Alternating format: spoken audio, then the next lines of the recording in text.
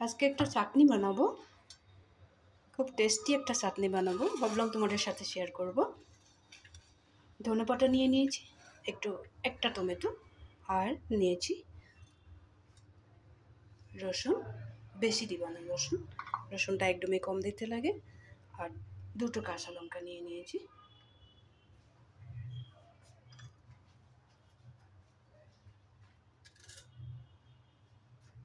আর এখানে দিয়ে দিব সামান্য পরিমাণে আদা, এতটুকুই আদা দিয়ে দিব। এই চাটনিটা খেতে না খুব বেশি টেস্টি হয়। এখন আমি সবগুলো জিনিস মিক্সিতে দিয়ে দেব। এখানে থাকলে পুদিনা পাতাও দেওয়া যায়, পুদিনা পাতাটা দিলেও ভালো লাগে। সবগুলো জিনিস আদা, রসুন, পেঁয়াজ আবার দিয়ে দিব না ভুলে। আদা, রসুন, টমেটো, ধনেপাতা আর কাঁচা লঙ্কা, আর একটু টক ভাবটা হওয়ার জন্য একটুখানি লেবুর রস দিয়ে দিলাম।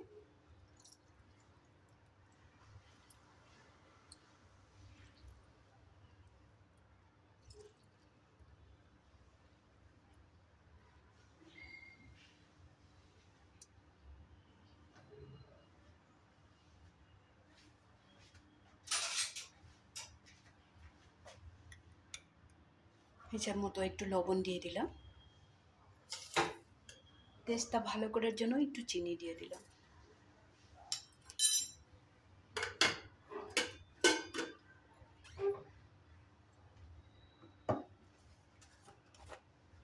একেবারে কম পরিমাণে একটু নারকেলের গুঁড়া আর একটু দিয়ে দেব।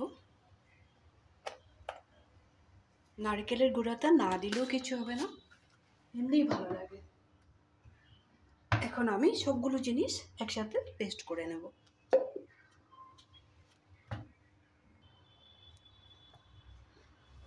চাটনিটা রেডি হয়ে গেছে, বের করে নিলাম।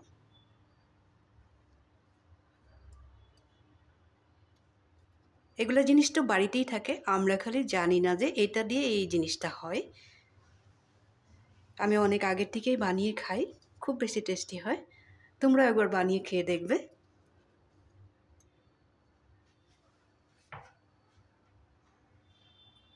রুটির সাথেই হোক, ডাল ভাতের সাথেই হোক, খুব বেশি টেস্টি হয়। তোমরা একবার বানিয়ে খাবে, লাইক শেয়ার করবে, কমেন্ট করবে এই চাটনির রেসিপিটা তোমাদের কেমন লাগছে। বললাম খালি একবার খেয়ে দেখো, তারপরে এটাই বানাবে। ভালো থাকবে, সুস্থ থাকবে, সব সময় আমার সাথে থাকবে। তাহলে আজকে রাখি।